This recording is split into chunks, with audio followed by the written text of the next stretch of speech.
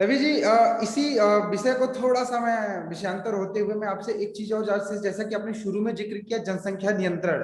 तो यदि आपको ये लग रहा है कि यूसीसी जो है वो एक हिंदू राष्ट्र की जो आपकी संकल्पना है उसमें फिट नहीं बैठता है, तो क्या जनसंख्या नियंत्रण कानून हिंदू राष्ट्र जिसकी बात आप कर रहे हैं इसकी संकल्पना में फिट बैठता है या वो भी नहीं बैठता?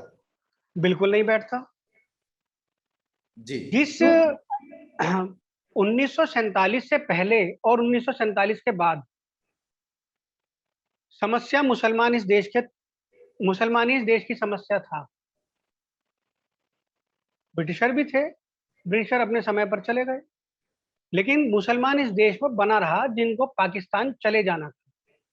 अब उसमें क्या राजनीति रही क्या नहीं रही वो आप भी जानते हो, हम भी जानते हैं, और इस देश की आज के समय में मैक्सिमम जनता जानती है वो क्या राजनीति थी और वो क्या समीकरण थे जिनके कारण मुसलमान इस देश में टिका रहा।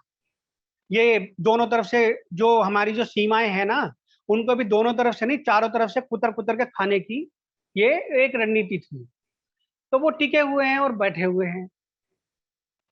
आपको व्हाट्सएप यूनिवर्सिटी पे, फेसबुक यूनिवर्सिटी पे, ट्विटर यूनिवर्सिटी पे, सोशल मीडिया की हर यूनिवर्सिटी से आपको मैसेज तो यही आता है कि संघ और भाजपा या जो भी सरकार स्थापित होगी वो मुसलमानों से मुक्ति दिलाएगी, या मुसलमानों से जो हमें सांस्कृतिक, धार्मिक, राजनीतिक, सामरिक, आर्थिक हितों की असुरक्षा की भावना है वो उससे हमें मुक्त करेगी।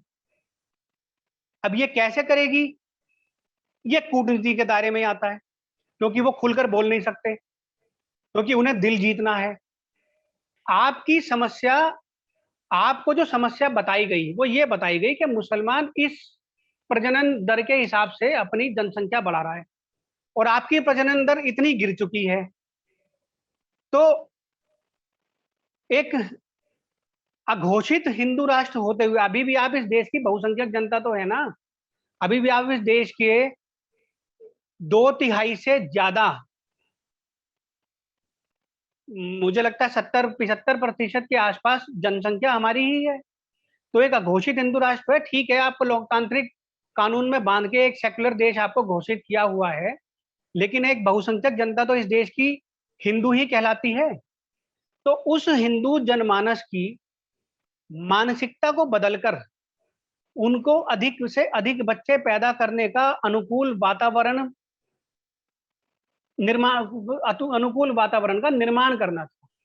ये नहीं कि आप सरकार में आए और उनको एक बच्चे के कानून में या 2 बच्चों के कानून में आप उनको बांध दें।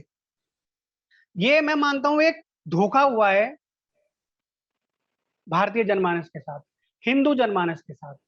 आपको ये सीधा सीधा ये नहीं, अगर इसका मतलब ये नहीं है कि कोई समझे कि यार हम मुसलमानों को मारने की बात कर रहे हैं या लेकिन उनके हितों हितों को रवि जी। कुचल, एक मिनट मैं पूरी बात करूं, जी कि जी। हम मुसलमानों को मारने की बात कर रहे हैं या मुसलमानों से आर्थिक उनको आर्थिक स्थिति पे कुचलने की बात कर रहे हैं, मैं ये नहीं बात कर रहा हूँ। मैं ये कह रहा हूँ कि जो पिछले 70 सालों में कानूनों की आड़ में हिंदुओं को दबाया गया, कुचलाया गया, उससे उबार कर हिंदू व्यापारियों को, हिंदू आम आम नागरिकों को, इन सबको प्रेरित करना था अधिक बच्चे पैदा करने के लिए। आज के समय में सबसे पहले व्यक्ति एक बच्चे के बाद ये सोचता है कि मेरे बच्चे की हायर एजुकेशन की क्या क्या फीस वगैरह जाएगी, और वो बस उसकी हायर एजुकेशन की करता है। क्या इस सरकार का ये कूटनीतिक एजेंडा नहीं होना चाहिए था कि वो सुलभ, मतलब निशुल्क शिक्षा हिंदुओं को उपलब्ध करवा सके जैसे मुसलमान करवाते हैं? लेकिन यहाँ पर शिक्षा का मतलब आज के समय में क्या हाल किया गया है ये आप भी जानते हैं, हम भी जानते हैं। लेकिन व्यापारी वर्ग को क्या अनुकूल वातावरण नहीं उपलब्ध करवाना चाहिए था कूटनीतिक रूप से,